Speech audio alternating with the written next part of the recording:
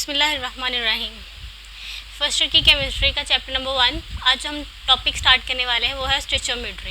एक बहुत ही important topic है जो हमें रिएक्टेंट और प्रोडक्ट्स के बारे में इंफॉर्मेशन देता है, इनकी रेशियो के बारे में बताता है कि अगर कोई रिएक्टेंट और प्रोडक्ट में कन्वर्ट हो रहा है तो उसकी रेशियो क्या होगी। तो सबसे पहले हम जान लेते हैं स्टोइचियोमेट्री डेफिनेशन क्या है, इस टर्म को हम कैसे डिफाइन करते हैं। The branch of chemistry which deals with the quantitative relationship between reactants and product in a balanced chemical equation. की एक केमिस्ट्री की वो ब्रांच है जो कि रिएक्टेंट्स एंड प्रोडक्ट्स इन दोनों के बीच में क्या करती है, क्वांटिटेटिव रिलेशनशिप। कि अगर रिएक्टेंट हमारे पास कोई रिएक्शन स्टार्ट हो रहा है, उसके स्टार्टिंग में हमारे पास कितने रिएक्टेंट प्रेजेंट है और बाद में प्रोडक्ट भी उसको हम अकॉर्डिंग देख सकते हैं कि अगर रिएक्टेंट की अमाउंट इतनी है तो प्रोडक्ट की अमाउंट भी उतनी ही होनी चाहिए, क्योंकि जो रिएक्टेंट है वही तो प्रोडक्ट में कन्वर्ट हो रहे हैं। वो जस्ट अपनी फॉर्म चेंज कर रहे हैं कि पहले वो कोई और मॉलिक्यूल था, बाद में किसी और मॉलिक्यूल में कन्वर्ट हो गया, लेकिन उनका जो मैस वो तो वही सेम रहना चाहिए। तो सिंपली हम ये कह सकते हैं कि जो स्टोइचियोमेट्री है ये केमिस्ट्री की ब्रांच है जो रिएक्टेंट और प्रोडक्ट के दरमियान बैलेंस्ड केमिकल इक्वेशन में क्वांटिटेटिव रिलेशनशिप को शो करती है। इसको हम सिंपल एक एग्जाम्पल के थ्रू देख सकते हैं। लाइक अगर हमारे पास एक रिएक्शन है 2H2 plus O2 give rise to H2O। ठीक है, अगर हाइड्रोजन की हम बात करें, हाइड्रोजन का मास यहाँ पे कितना होगा, एक हाइड्रोजन का मास हमारे पास कितना होता है 1.008 ग्राम फॉर 1 हाइड्रोजन। तो यहाँ पे हाइड्रोजन के हमारे पास कितने एटम है 4। ठीक है, तो यहाँ पे कितना हो जाएगा उसका 4 ग्राम हो जाएगा। ऑक्सीजन का यहाँ पे कितना है, एक ऑक्सीजन एटम का होता है 16, तो 16 प्लस 16 कितना होगा 32 ग्राम। ये तो हमारे पास हो गया रिएक्टेंट का मैस। टोटल अगर इसको प्लस करें तो हमारे पास बनता है 36 ग्राम। अब हम देख लेते हैं कि जो रिएक्टेंट हमारे पास प्रोडक्ट में कन्वर्ट हुए हैं उनका मैस भी सेम है, क्योंकि हमने जो रिएक्टेंट को कन्वर्जन करवाई है प्रोडक्ट में तो उनका मैस भी सेम होना चाहिए। यहाँ पे हमारे पास कितने हैं 4 हाइड्रोजन, 4 प्लस ऑक्सीजन के कितने हैं 36 ग्राम, तो यहाँ पे सेम है। अब अगर नंबर ऑफ मोल्स की बात करें, यहाँ पे हाइड्रोजन के कितने मोल्स हैं 2 मोल्स, ऑक्सीजन का यहाँ पर है 1 मोल। मैथमेटिक रूल जहाँ पे मतलब कुछ का हमें कोई डिजिट शो नहीं हो रहा होता वहाँ पे 1 प्रेजेंट होता है। ऑक्सीजन का है 1 मोल और यहाँ पे जो प्रोडक्ट बनी है उसका क्या है 2 मोल। तो इस तरह का हमें रिलेशनशिप, क्वांटिटेटिव रिलेशनशिप देखने को मिलता है स्टोइचियोमेट्री में, इस केमिस्ट्री के इस ब्रांच में। कि क्वांटिटी को शो कर रहा है ना, अगर क्वालिटी को शो कर रहा होता तो वो जस्ट बताता कि इस क्वालिटी के एटम है, ऑक्सीजन है, हाइड्रोजन है, लेकिन यहाँ पे उसने उसके मैस भी बताया कि रिएक्टेंट में इतना मैस है, प्रोडक्ट में इतना मैस है। इट्स मीन दोनों में क्वांटिटेटिव रिलेशनशिप को शो कर रहा है क्या स्टोइचियोमेट्री। तो सिंपल डेफिनेशन के आई थिंक आपको समझ आ गई होगी कैसे हम स्टोइचियोमेट्री से क्वांटिटेटिव रिलेशनशिप शो कर सकते हैं between reactants and the product. तो यहाँ पे कुछ एजम्पशन है स्टोइचियोमेट्री के बारे में। सबसे पहले हम देखते हैं कि स्टोइचियोमेट्री बेसिकली लफ्ज़ किन किन चीज़ों से मिलके बना है। अगर हम बात करें, स्टोइचियो का मतलब हमारे पास होता है जो रेशो, ठीक है, और मीट्री का मतलब हमारे पास होता है टू कैलकुलेट। इट्स मीन जो भी रिएक्टेंट और प्रोडक्ट की रेशियो बनेगी वो हमें इस टर्म में कैलकुलेट करने को मिलेगी। सिंपल। अब हम देख लेते हैं कौन कौन सी एजम्पशन है स्टोइचियोमेट्रिक में। ठीक है, तो अगर हम स्टोइचियोमेट्रिक एजम्पशंस की बात करें तो सबसे पहले हमारे पास ये है कि कुछ पॉइंट्स हैं कि जिसको हम एज्यूम करते हैं स्टोइचियोमेट्री में कोई रिएक्शन हमारे पास प्रोसीड हो रहा होता है तो उसमें वो पॉइंट्स होने चाहिए। तो नंबर 1 हमारे पास है all the reactants are completely converted into products। all the reactants are completely converted into products। कि जितने भी हमारे पास रिएक्टेंट्स हैं वो सभी प्रोडक्ट में कन्वर्ट होने चाहिए केमिकल रिएक्शन में।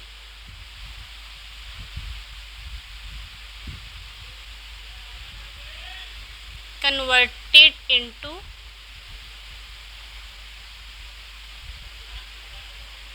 प्रोडक्ट्स। लेट्स सपोज अगर हमने 2 मोल यूज़ किए हैं रिएक्टेंट्स में, तो हमारे पास जो प्रोडक्ट बन रही है वो भी आगे 2 मोल्स ही हमें प्रोडक्ट के दे। ऐसा नहीं कि अगर हम 2 मोल्स यूज़ कर रहे हैं तो हमारे पास जो प्रोडक्ट है वो हमें 1 मोल दे प्रोडक्ट का, ठीक है। तो ये थोड़ा सा अनबैलेंस्ड हो जाता है हमारे पास। अगर 2 मोल रिएक्टेंट यूज़ कर रहे हैं हमें प्रोडक्ट के भी 2 मोल ही देगा। तो इस पॉइंट को हम इस तरह से जस्टिफाई कर सकते हैं, जितने रिएक्टेंट हमने यूज़ करने हैं वो उतने ही रिएक्टेंट हमारे पास उतनी नंबर ऑफ प्रोडक्ट होने चाहिए। सॉरी, नंबर ऑफ प्रोडक्ट नहीं, अगर लेट्स सपोज अगर हम 4 ग्राम रिएक्टेंट यूज़ कर रहे हैं तो हमारे पास 4 ग्राम ही प्रोडक्ट के बनने चाहिए। प्रोडक्ट जो से मर्जी हो लेकिन उसका मैथ सिमिलर होना चाहिए। तो हम पॉइंट नंबर 2 की तरफ बढ़ते हैं। तो पॉइंट नंबर 2 है no side reaction occurs. No side reaction occurs, कि कोई भी साइड रिएक्शन नहीं होना चाहिए, कि जो प्रोडक्ट हम हासिल करना चाह रहे हैं, जो प्रोडक्ट हमें चाहिए, जो प्रोडक्ट हमें रिक्वायर है, जस्ट वही हमें मिलनी चाहिए। उसके अलावा कोई साइड बाई प्रोडक्ट नहीं बननी चाहिए। इससे क्या होगा, हमारा रिएक्टेंट वेस्ट होगा। कि अगर हमने 4 मोल रिएक्टेंट को यूज़ किया है प्रोडक्ट को कन्वर्ट करने के लिए, उसमें से सिर्फ 2 मोल बने हैं जो हमारे पास प्रोडक्ट के, लेकिन जो 2 मोल है वो साइड रिएक्टेंट में वेस्ट हो गया है, ठीक है। तो ये इस तरह से हमें ये अजम्पशन नंबर 2 है स्टोइचियोमेट्रिक की, कि कोई भी जो साइड रिएक्शन है वो नहीं होना चाहिए। तो हम पॉइंट नंबर 3 की तरफ बढ़ते हैं। पॉइंट नंबर 3 है हमारे पास law of conservation of mass and law of definite proportions are obeyed. कि जो लॉ ऑफ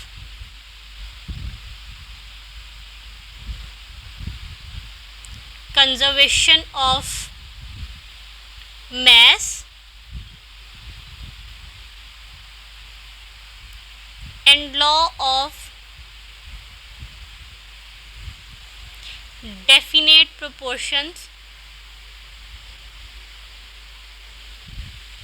obeyed, ठीक है। कि 2 लॉ मैंने अभी इसको बताया आपको, लॉ ऑफ कंजर्वेशन और लॉ ऑफ डेफिनेट प्रोपोर्शंस, कि दोनों लॉ ओबे होने चाहिए। अब ये दोनों लॉ है क्या, इसका थोड़ा ब्रीफली आपको मैं बता देती हूँ। जो लॉ ऑफ कंजर्वेशन ऑफ मास है, इस पर आपको पता है, इसकी डेफिनेशन की अगर हम बात करें, in this law mass can nether be created nor destroyed. Mass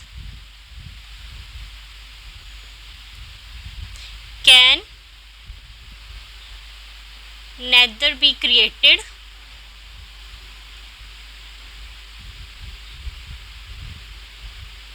nor destroyed in chemical reaction। कि अगर कोई केमिकल रिएक्शन प्रोसीड हो रहा है तो उसमें मास ना तो बन रहा है और ना ही ख़त्म हो रहा है, वो जस्ट अपनी फॉर्म चेंज कर रहा है, एक फॉर्म से दूसरी फॉर्म में आ रहा है, ठीक है। अब अगर लॉ ऑफ डेफिनेट प्रोपोर्शन की बात करें तो ये लॉ ऑफ डेफिनेट प्रोपोर्शन क्या होगा, a pure chemical compound always contain the same elements,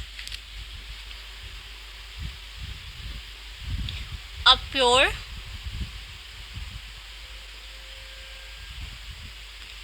chemical compound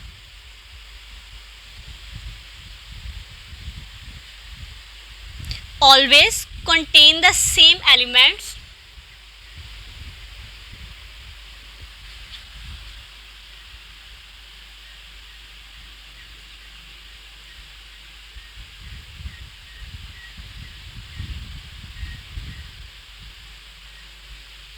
combined together in same ratio, combined together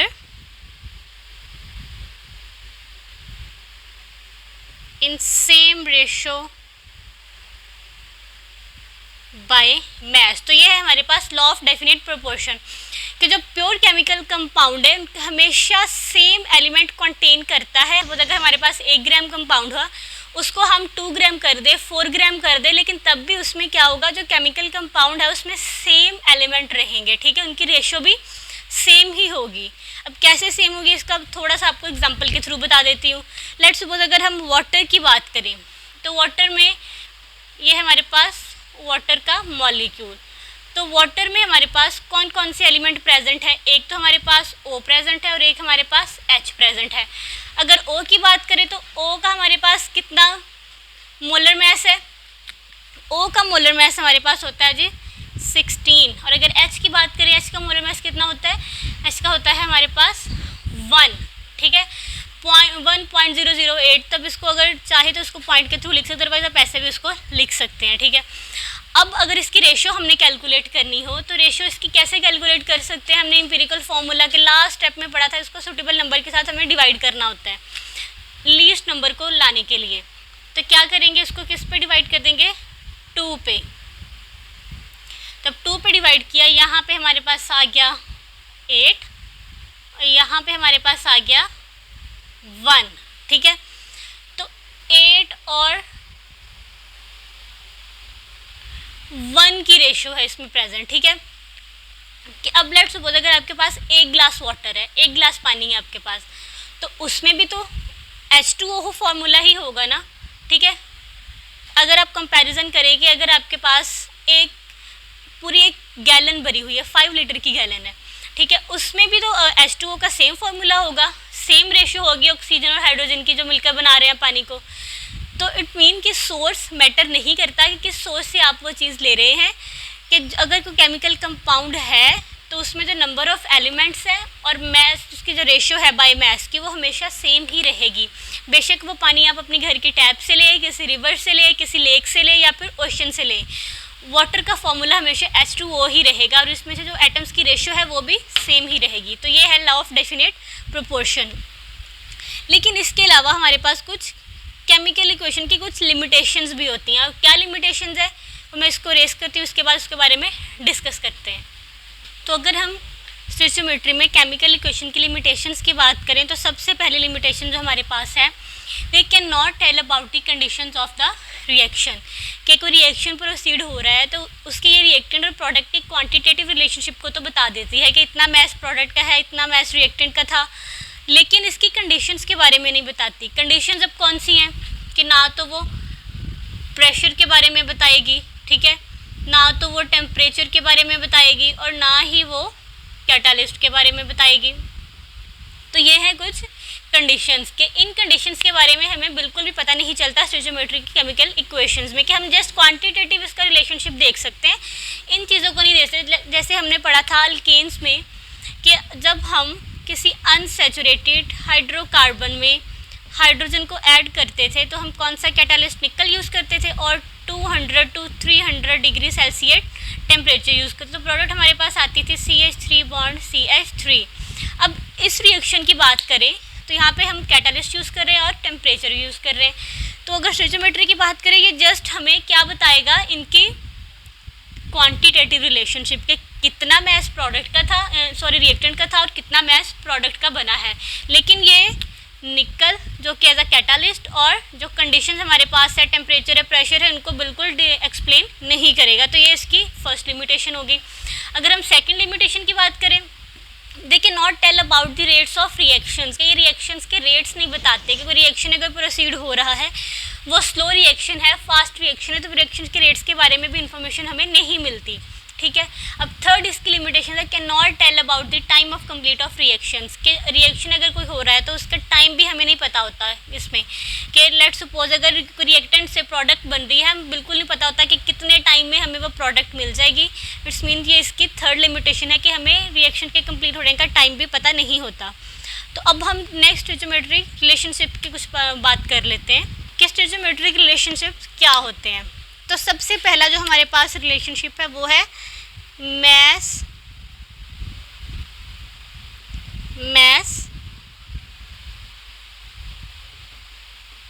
relationship, ठीक है। ये हमारे पास है सबसे पहला रिलेशनशिप, ठीक है। अब मैस रिलेशनशिप का क्या मतलब है? इसकी मदद से अगर हमें रिएक्टेंट या प्रोडक्ट जो हमारे पास गिवन सब्सटेंस है उस एक का मैस हमारे पास हो तो हम दूसरे का मैस फाइंड आउट कर सकते हैं। With the help of mass of given substance, the mass of other substance involved in the chemical reaction can be calculated। कि अगर हमारे पास कोई रिएक्शन हो रहा है उसमें हमें एक रिएक्टेंट है उसका मैस गिवन है तो हम क्या करेंगे, प्रोडक्ट का मैस हम खुद से फाइंड आउट कर सकते हैं। कैसे फाइंड आउट करेंगे ये हम एग्जाम्पल के थ्रू देखेंगे। अभी जस्ट आपने इसको ये समझना है एग्जाम्पल, इसके बाद इसके रिलेशनशिप को डिस्कस करने के बाद सभी को हम इसके एग्जाम्पल्स के थ्रू देखेंगे मैस रिलेशनशिप क्या होता है, सभी रिलेशनशिप को देखेंगे। नेक्स्ट हमारे पास है मैस मोल रिलेशनशिप।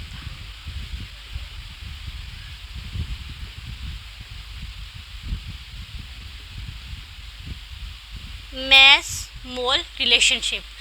क्या मैस मोल रिलेशनशिप क्या है? मोल्स का कॉन्सेप्ट तो हम ऑलरेडी पढ़ चुके हैं, वो आप जाके मेरे चैनल की प्लेलिस्ट बनी हुई है वहाँ पे चेकआउट कर सकते हैं। कि अगर हमारे पास सब्सटेंस का मैस गिवन हो तो हम दूसरे सब्सटेंस के मोल को फाइंड आउट कर सकते हैं, या फिर अगर हमारे पास एक सब्सटेंस के नंबर ऑफ मोल्स गिवन हो, मोल गिवन हो, तो हम दूसरे सब्सटेंस के मैस को फाइंड आउट कर सकते हैं। ठीक है, इसको भी हम एग्जांपल के थ्रू देखेंगे। ठीक है, अब थर्ड जो हमारे पास है वो कौन सा रिलेशन है? वो है जी मैस वॉल्यूम रिलेशनशिप।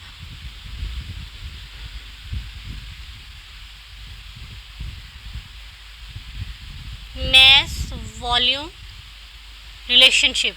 अब मैस वॉल्यूम रिलेशनशिप क्या है? अगर एक सब्सटेंस का मैस गिवन है हमारे पास तो हम दूसरे सब्सटेंस का वॉल्यूम फाइंड आउट कर सकते हैं। ठीक है, अगर एक सब्सटेंस का हमारे पास मैस गिवन है तो वॉल्यूम फाइंड आउट कर सकते हैं, वॉल्यूम गिवन है तो हम मैस को फाइंड आउट कर सकते हैं। जैसे लास्ट लेक्चर हमने मोलर वॉल्यूम पढ़ा था।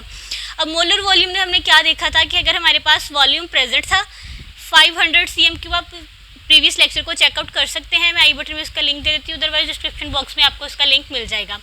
कि आपके पास क्या था? वॉल्यूम गिवन था, लेकिन आपने क्या कैलकुलेट किया था? मोलर मैस कैलकुलेट किया था। इसी तरह जैसे नंबर ऑफ मोल्स के थ्रू भी हमने मोल गिवन हो मैस कैलकुलेट कर सकते हैं, मैस गिवन हो मोल कैलकुलेट कर सकते हैं। इसी तरह मैस गिवन हो एक सब्सटेंस का दूसरी सब्सटेंस का मैस फाइंड आउट कर सकते हैं। ये थे इसके तीन रिलेशनशिप। अब इन तीनों को हम एग्जाम्पल के थ्रू थोड़ा समझने की कोशिश करते हैं, न्यूमेरिकल्स के एग्जाम्पल्स के थ्रू। ये थोड़ा से इसके एग्जाम्पल्स ज़्यादा हो जाएंगे तो 2 लेक्चर में इसको हम कवर करेंगे। एक एग्जाम्पल इसके आज देख लेते हैं, इंशाल्लाह बाकी एग्जाम्पल्स हम नेक्स्ट लेक्चर में देखेंगे। तो भी इसको रेस करती हूँ, उसकी न्यूमेरिकल्स की तरफ आते हैं। तो हमारे पास जो स्टोइचियोमेट्री का फर्स्ट न्यूमेरिकल है उसको हम स्टार्ट करते हैं। देखते हैं फर्स्ट न्यूमेरिकल में क्या पूछा गया है। Calculate the number of gram of K2SO4 and water produced when 14 gram of KOH are reacted with excess of H2SO4। के पहली स्टेटमेंट में क्या पूछा गया है कि हमने नंबर ऑफ ग्राम या फिर बोल सकते हैं मैस K2SO4 और वाटर जो प्रोड्यूस हो रहा है, इन दोनों का हमने मैस फाइंड आउट करना है जो कि एक्सेस ऑफ H2SO4 में रिएक्ट कर रहे हैं। और calculate can also calculate number of molecules of water के बेसिक हमने इसको 3 पार्ट्स में डिवाइड कर लिया है। सबसे पहले हमने क्या कैलकुलेट करना है? मैस या फिर number of gram of K2SO4, second mass of water और थर्ड मॉलिक्यूल्स ऑफ वाटर। अब सबसे पहला पार्ट हम स्टार्ट करते हैं मैस ऑफ ग्राम। कैसे फाइंड करेंगे? अब सिंपल अगर हमने मैस फाइंड करना हो तो हमारे पास एक फॉर्मूला होता है, number of moles is equal to mass by molar mass. के नंबर ऑफ मोल्स को हमने यूज़ करना है मैस को फाइंड आउट करने के लिए, लेकिन यहाँ पे हमारे पास इसके नंबर ऑफ मोल्स भी नहीं है। मोलर मैस तो हम इसका इजीली कैलकुलेट कर सकते हैं, जिसमें कितने एटम प्रेजेंट है उन सभी के जो मोलर मैस है उनको प्लस करके इसका मोलर मैस तो कैलकुलेट कर सकते हैं, लेकिन नंबर ऑफ मोल्स नहीं है इसके। पहले हमें इसके नंबर ऑफ मोल्स निकालने होंगे। अब यहाँ पे जो हमने स्टोइचियोमेट्रिक रिलेशनशिप पढ़े थे, अब पहले हम कैलकुलेट करेंगे, बाद में मैं आपको बताऊंगी कि इनमें कौन कौन से रिलेशनशिप प्रेजेंट है। ठीक है, तो बहुत इजीली आपको समझ आ जाएगा। तो इसके नंबर ऑफ मोल्स तक पहुंचने के लिए हमें जो स्टेप स्टार्ट करना होगा वो सबसे पहले ये होगा कि हमारे पास जो मैस किसका गिवन है? KOH का, विच इज़ 14 ग्राम। तो हम इसी को लेके अपना स्टेप स्टार्ट करते हैं। जो मैस है KOH का वो है 14 ग्राम, और मोलर मैस की अगर बात करें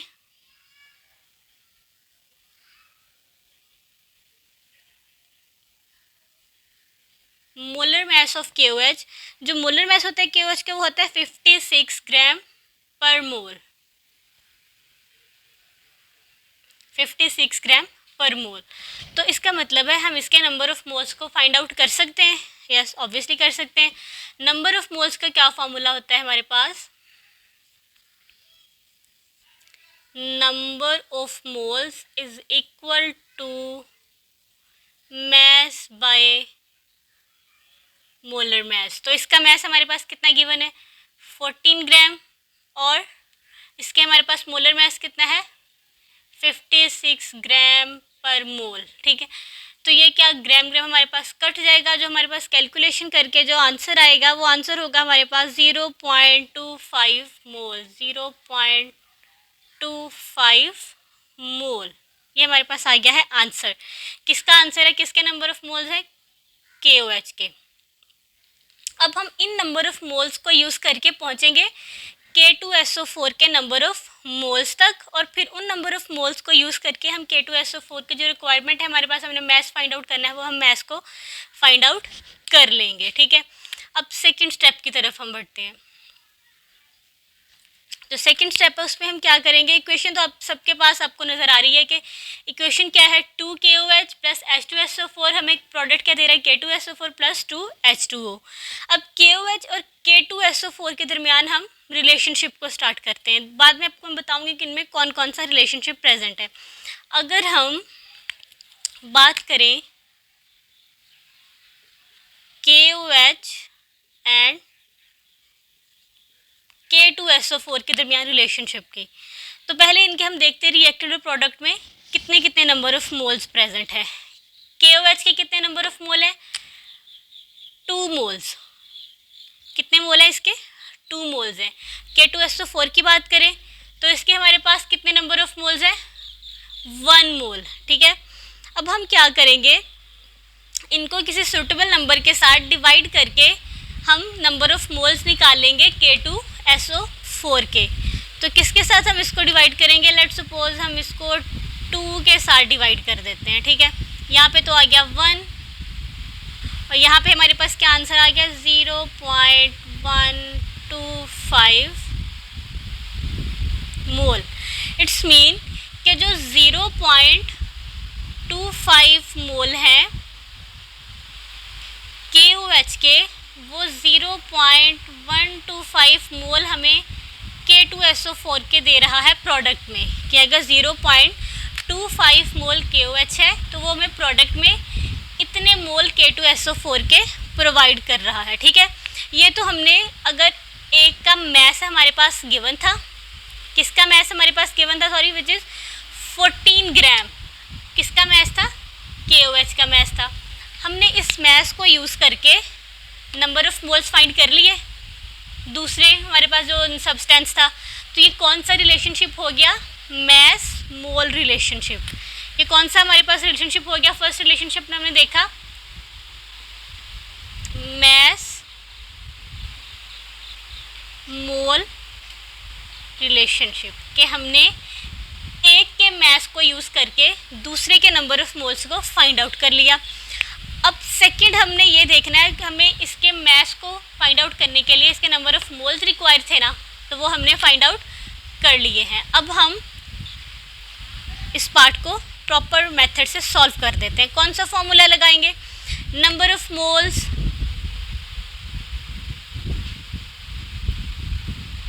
is equal to mass by molar mass. और ये किसकी बात हो रही है, K2SO4 की बात कर रहे हैं हम यहाँ पे, K2SO4 की। तो K2SO4 की अगर हम वैल्यूज़ को पुट करें, मैस की वैल्यू क्या है, यहाँ पे मैस सबके पास वैल्यू है हमारी, नो मैस की वैल्यू नहीं है। तो हम क्या करेंगे, इन दोनों चीज़ों को मल्टीप्लाई कर देंगे, इसके थ्रू हम मैस की वैल्यू को फाइंड आउट कर देंगे। क्योंकि यहाँ पे मोलर मैस डिवाइड हो रहा है ना, तो उधर जाके क्या हो जाएगा, मल्टीप्लाई हो जाएगा। नंबर ऑफ मोल्स कितने हमने फाइंड आउट किए इसके, 0.125 मल्टीप्लाई बाय इसका मोलर मैस जो हमारे पास है K2SO4 का मोलर मैस है 174 gram per mole, 174 gram per mole is equal to mass of K2SO4। तो K2SO4 का जो हमारे पास मैस आएगा वो आएगा हमारे पास 21.7 ग्राम, 21.75 ग्राम। तो ये हमने इस फॉर्मूला को यूज़ करके पहला एक पार्ट अपना सॉल्व कर लिया, K2SO4 का मैस हमने फाइंड आउट कर लिया। अब एक तो यहाँ पे हमने देखा कि मैस और मोल का रिलेशनशिप था, कि हमने KOH के मैस को यूज़ करते हुए K2SO4 के नंबर ऑफ मोल्स को फाइंड आउट किया, ठीक है, नंबर ऑफ मोल्स को फाइंड आउट किया यहाँ पे जो हमारे पास प्रेजेंट है। लेकिन दूसरा रिलेशनशिप यहाँ पे कौन सा बना है, मैस और मैस का रिलेशनशिप, कि हमारे पास सिर्फ KOH का मैस गिवन था, लेकिन हमने इस मैस को यूज़ करके K2SO4 का मैस भी फाइंड आउट कर लिया। तो यहाँ पे कौन सा रिलेशनशिप हमारे पास बना है,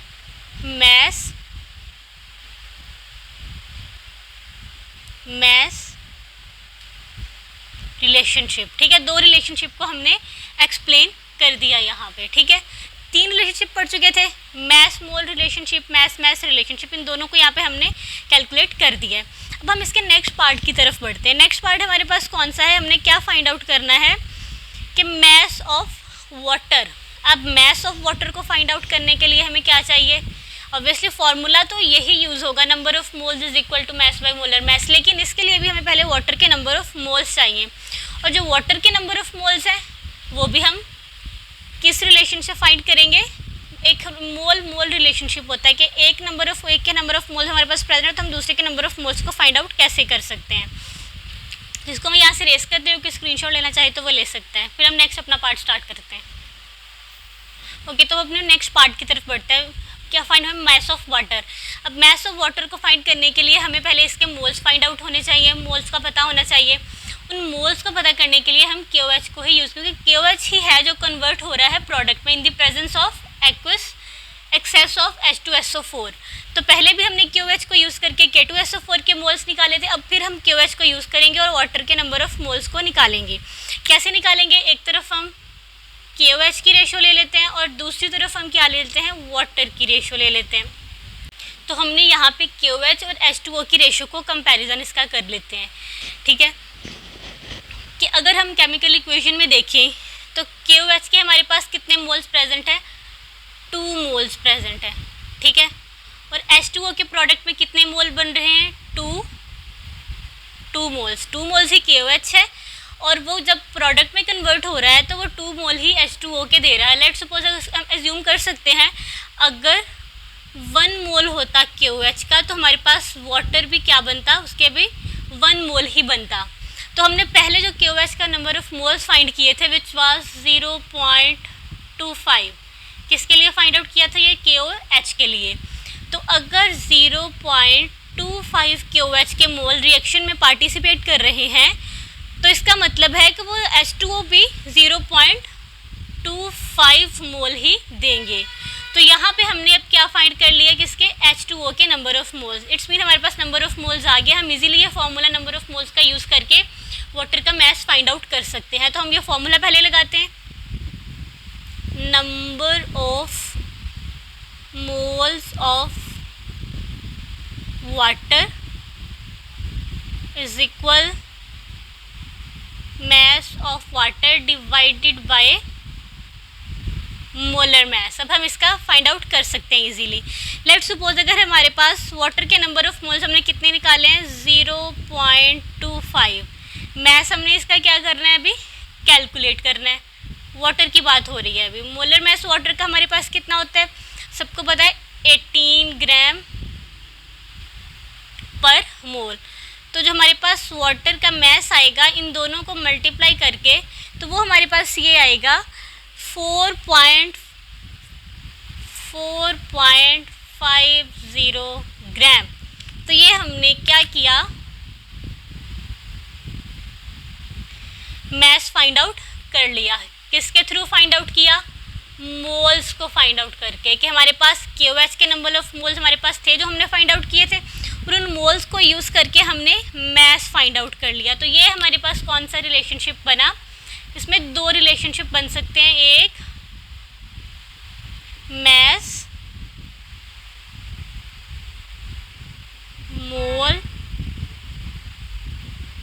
रिलेशनशिप। ठीक है, कौन सा रिलेशनशिप बना है इसमें, मैस और मोल का रिलेशनशिप। लेकिन इसमें मैस और मैस का रिलेशनशिप भी इनडायरेक्टली बन रहा है। वो कैसे बन रहा है, अब नंबर ऑफ मोल्स जो हमारे पास 0.25 हमने KOH के कैलकुलेट किए थे, उन नंबर ऑफ मोल्स को कैलकुलेट करने के लिए हमने क्या यूज़ किया था, KOH का मैस। इट्स मीन कि हमने KOH के मैस के थ्रू ही K2SO4 का मैस फाइंड किया और KOH के मैस के थ्रू ही हमने H2O का मैस फाइंड आउट किया। तो यहाँ पे मैस और मैस का रिलेशनशिप भी बनेगा इनडायरेक्टली KOH के साथ। कौन सा रिलेशनशिप भी बन सकता है, मैस और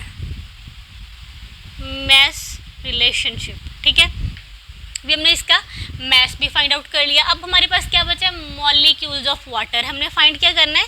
मॉलिक्यूल्स ऑफ वाटर। तो देखते हैं मॉलिक्यूल्स ऑफ वाटर हम कैसे फाइंड आउट कर। सबको पता है मॉलिक्यूल्स ऑफ वाटर हमने कहाँ टर्म पढ़ी थी कि अगर किसी भी एलिमेंट के एटम फाइंड करने हो, आयनिक स्पीशी में आयन फाइंड करने हो, या किसी भी सब्सटेंस मॉलिक्यूल्स वगैरह को, कंपाउंड में मॉलिक्यूल को फाइंड करना हो, तो हम एवोगैड्रो नंबर को यूज़ करेंगे। तो यहाँ पे हम एवोगैड्रो नंबर्स की तरफ आ जाते हैं। ठीक है, अगर किसी ने वो टॉपिक नहीं देखा तो पहले उस टॉपिक को देख के फिर यहाँ पे आके समझे। इसका मैं डिस्क्रिप्शन बॉक्स में लिंक दे दूँगी और आई बटन में भी इसका लिंक दे दूँगी।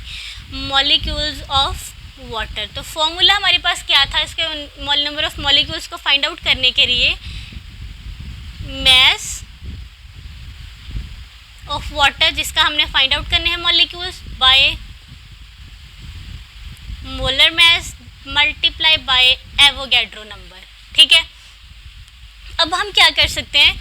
ये जो हमारे पास टर्म है मैस बाय मोलर मैस, ये किसके इक्वल होती है? Number of moles. Number of moles किसके इक्वल होता है? Mess by molar mass. तो हम इसकी जगह नंबर ऑफ मोल्स को लिख सकते हैं। यस, ऑफ कोर्स लिख सकते हैं। इसकी जगह हम number of moles multiply by Avogadro number. तो अब हम क्या करेंगे? इनकी वैल्यूज पुट करेंगे। नंबर ऑफ मोल्स हमारे पास कितने आए थे वाटर के? 0.25 मोल थे इसके वाटर के, और एवोगैड्रो नंबर सबको पता है 6.02 मल्टीप्लाई बाय 10⁻23। ठीक है, या फिर इसके साथ आप मोल्स लगा दो या मॉलिक्यूल्स लगा दो। तो जो आंसर हमारे पास आएगा वो आंसर आएगा 1.50 मल्टीप्लाई बाय 10⁻23 मॉलिक्यूल्स। ठीक है, तो ये हमने वाटर के मॉलिक्यूल्स को भी फाइंड आउट कर लिया। ठीक है, किसके थ्रू? एवोगैड्रो नंबर के थ्रू।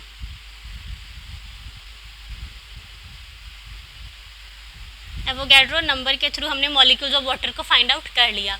तो आज का लेक्चर हम यहीं पर ख़त्म करें। थोड़ा लेंथी हो गया क्योंकि मैस रिलेशनशिप, मैस मोल रिलेशनशिप को समझाने में थोड़ा सा ज़्यादा टाइम, प्रैक्टिकली ज़्यादा टाइम लग गया। ठीक है, तो अभी हमारे पास एक रिलेशन अभी भी बाकी है which is mass volume relationship. ठीक है, वो हम इंशाल्लाह नेक्स्ट लेक्चर में स्टार्ट करेंगे। अगर आपको लेक्चर समझ आया हो तो मेरे वीडियो को लाइक करें, शेयर करें और मेरे चैनल को सब्सक्राइब करें। Thank you.